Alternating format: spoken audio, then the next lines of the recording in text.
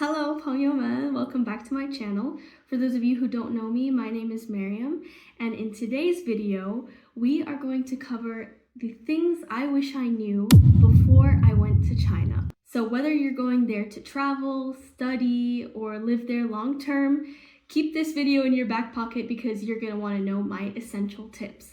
So firstly, just a little bit of background. I spent about 6 months studying abroad in China. In this video, I'll cover the essential apps that you need to download, what you can expect when you first land, and some useful cultural tips to keep in mind. 好，那我们开始吧。Okay, so first things first, let's talk about the apps you must have on your phone before you go to China. And it's important to have these apps set up before you actually land. We'll get to why later. But before I get into my app list, I will say that it is absolutely essential for you to have some kind of access to data, whether that means getting an eSIM before you travel to China or setting up a phone plan when you actually get there. And this is important because most of the apps I'm going to be discussing today do require internet connection or some kind of data. If you're only traveling in China for a short amount of time, just having an eSIM before you get to China is enough. But if you're going to be staying there for a longer period of time, to live there or to study there, then having a Chinese phone number is a non-negotiable. If you are getting a Chinese phone number, you can go to one of the big three companies, either China Mobile, 中国移动, China Unicom, 中国联通, or China Telecom, 中国电信. Personally, I use China Mobile because they had a shop set up on campus, so it was really easy to go and get things set up. But we'll talk about my first day fiasco in another video.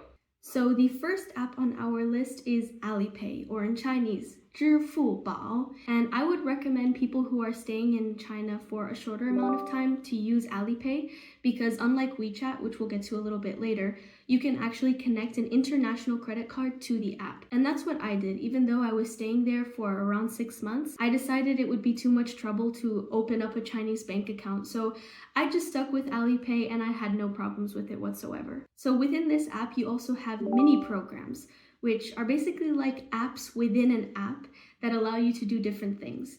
So for example, you can use Alipay to open up shared bikes around the city or book a Didi, which is China's Uber. You can even buy movie tickets or make restaurant reservations. And all of this is done through Alipay, so it's already connected to your card. And if you want to, say, order some food, you can already pay through the mini program. So something else really useful about Alipay is it has a built-in function for you to access the metro and bus and other public transportation. In the app, you'll see there's a little section for public transportation for the metro. Once you click on it, you can put in your location and a QR code will generate on the screen. And you can use that QR code to get through the gates of the metro and scan it on the bus. And what's really cool is every time you go to a new city, it automatically updates your location, which allows you to ride the metro anywhere you go with ease. A little story time, which I hope also can serve as a warning. I did not know what I was getting into when I first landed in China. I watched so many YouTube videos and read things online, but nothing was enough to prepare me for honestly feeling like I was closed off from the rest of the world and not having access to everything I have access to in Europe. So when I first landed in China, I was in Daxiang airport and I was with my dad and my brother, thank God. I thought it would be easy to book a taxi, It was not. When I opened Alipay, everything was in Chinese. So I went to the help desk and I tried to explain the situation to the woman as best as I could in Chinese, by the way. It wasn't really getting anywhere. And I was starting to panic because I was like, how are we gonna get out of this airport? Thankfully, we heard some people speaking Arabic, so my dad stops them. Long story short, they ended up helping us book a taxi to our hotel and we were able to pay them back later. So they saved us. Okay, so the next app on our list is WeChat, 微信. So I personally needed WeChat, staying there for a longer period of time, but if you're just traveling there, I don't think you necessarily need WeChat because most of the mini programs you use to book tickets to see landmarks, you can actually book them through Alipay. And WeChat can be used for payments as well, but it usually works best if you have a Chinese bank account open. With just an international card using Alipay, I couldn't transfer money, people couldn't transfer money to me. Oh, and also, I will say though, a plus of having a Chinese bank account linked to your WeChat is you can open any color of the shared bikes, but with Alipay and an international card, you can only open Hello bikes. For the most part, it doesn't really cause any problems, but if you are stranded somewhere in the middle of the night and you need to get back to your hotel, and the only way to do that is with a Hello bike, and you can't find a Hello bike, but you should be fine. It's part of the adventure. So for me, in terms of finances, Alipay was fine, but if you are staying there for longer term, for living or studying, obviously you're gonna need a bank account, and so having WeChat is essential. So besides its financial functions, it also has function for you to communicate. It's basically a combination between WhatsApp and Instagram, because there's like a chatting function, which actually all of my classes had WeChat group chats with like the TA and the professor, but it also has a function where you can like post photos and videos and like other people's posts. Its communication functions are the main reasons why I used WeChat in China. On WeChat, you have a QR code that people can scan to be your friend. Like if I met a new friend on campus, or even just like walking out in the city, and people would stop me and be like, "Oh, 你是哪里来的? 哇，你会说中文？我可以加个微信吗?" So I just have a bunch of random, friends on WeChat. But it was also really fun using WeChat as kind of like a digital scrapbook of my time in China. So I have posts for all the things that I did, and it's really nice to like look back on that. And I still use it now, posting every now and then, but also just keeping in touch with friends I made there. Okay, so the next app on our list is a Maps app. This one is called Baidu Maps, or A Map, or in Chinese, 高德地图. So right off the bat, you should know anything Google related does not work well in China. Google Maps especially. Either you're not gonna see the location you're looking for, or it's just gonna be tweaking like crazy. If you do have an Apple phone, you can use Apple Maps, but your girl has a Google Pixel and therefore do not have access to such applications. So Baidu Maps pretty much has all the functions you would look for in a map app, but the only problem is it's all in Chinese. So there are some pros to this. I mean, first of all, once you get the hang of it, it's super nice, and I'll talk about some of the great functions later on. If you are a Chinese language learner like myself, it's great practice.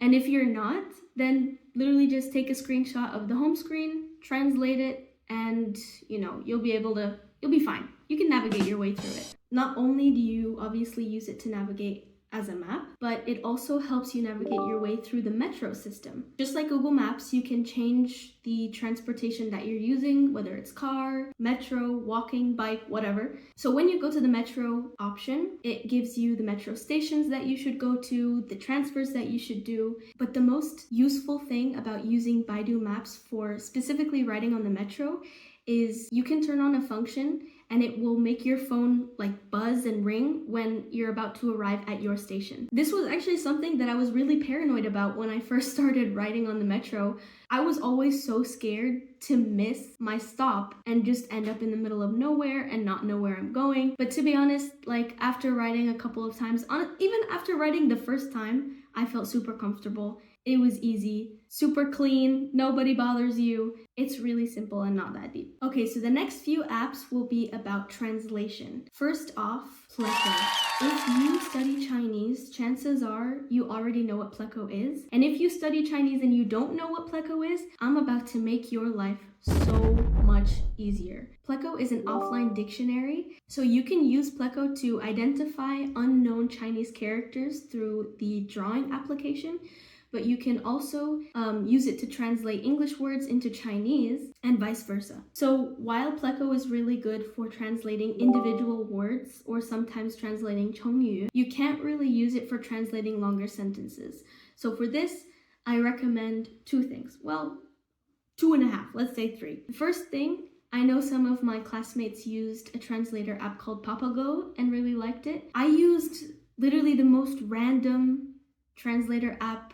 I didn't really end up using it that much, only sometimes to take a picture of like a menu, for example, or you can do your own research and find a random app like I did, or you can download Chinese on the Google Translate app and you can use it offline. I think that should be fine as well. Okay, so the last thing is not really an app, but it is probably the most important thing on this list. Okay, maybe not. They're all pretty important, but this is really important too. You need to have a VPN.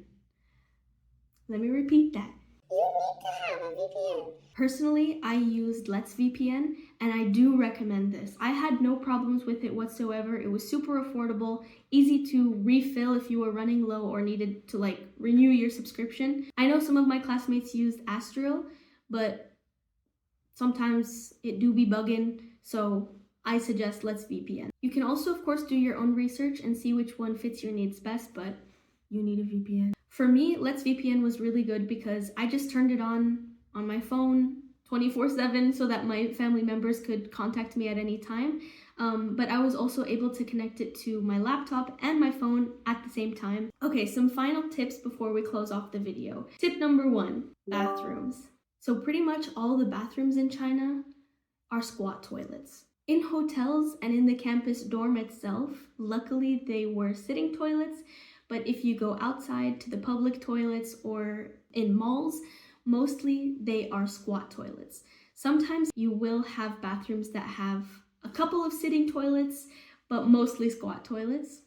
Listen, I'm not gonna lie, at first it was a little bit hard to get used to, but after a while, you come to expect it and you just adapt. Something I will say though, make sure you have both tissues and hand sanitizer with you at all times. I cannot guarantee that all of the bathrooms will have toilet paper and soap, so keep those with you like your life depends on it, because honestly, it might. Speaking of something to have with you at all times, when I was preparing to come to China, and I know you guys have probably heard this too in your preparations, is you must always have your passport with you 24/7. To be honest, this was not true in my experience. On a typical day, if I was just going to the mall or a cafe or something, you really don't need your passport. Nobody's gonna stop you on the street and ask for your identification.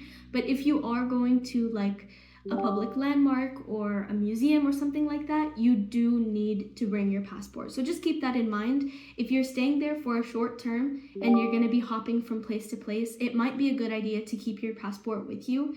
But if you're there for a longer period of time and you're just going to the grocery store, on that note, China is super, super safe. I always felt comfortable there. The first thing drivers would say to me when I got in a Didi, besides where are you from, how do you speak Chinese, all of that stuff, they would ask me, what do you think about China? And I'm like, yeah, I really like it. It's awesome. They're like, 中国最安全吧，最安全。 And I'm like, 是的，非常安全，非常安全。确实非常安全。There are cameras everywhere in China, and this is actually a bit of disagreement between me and my classmates because personally, I actually felt more safe with the cameras there. I've heard stories of people who lost something or maybe had something stolen, and within 30 minutes, the security was able to find it because of just looking at the security cameras. Luckily, I never had anything stolen or lost anything, so others might say it's an invasion of your privacy and it's a little unsettling having cameras kind of follow you everywhere you go. The government knows where you are at all times, but there's a bit of a trade-off, and personally, I prioritize my own safety and well-being versus the government knowing where I am, because why does the government care where I am? I'm literally just going to get a matcha. People in China, I realized, are actually really outgoing. Even if they might seem a bit shy, I never felt like they were hesitant to approach me and ask me where I'm from, and just strike up a conversation with me. And I'm obviously grateful for that because it helped me make new friends, but also practice my Chinese, which is one of the main reasons why I went to China in the first place. So, talking to people on the street, walking on the street at night, I felt super safe, even more so than in Europe, because I knew that there were cameras everywhere and there was someone behind the camera watching what was going on. And the last thing I'll say is that everyone I encountered in China was so nice. Obviously, they asked me questions about my hijab and they wanted to know where I'm from, and they had questions, but it never came across in an attacking way or a questioning way or an aggressive way at all. It was all out of pure curiosity because they just never really encountered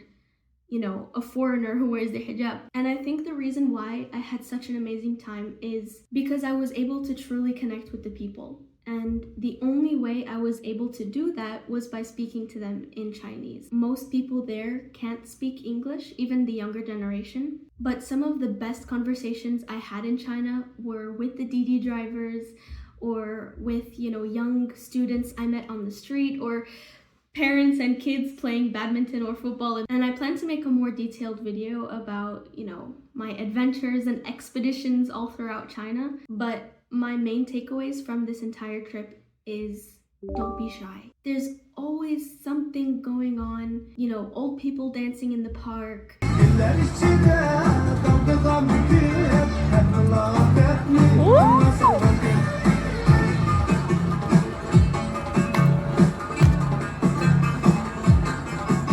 People doing karaoke on the streets.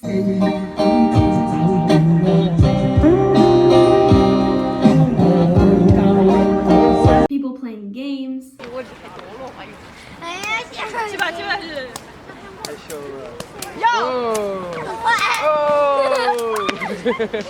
If you're going there to travel, don't confine yourselves to the touristy areas. And if you're going there to study, don't confine yourself to campus.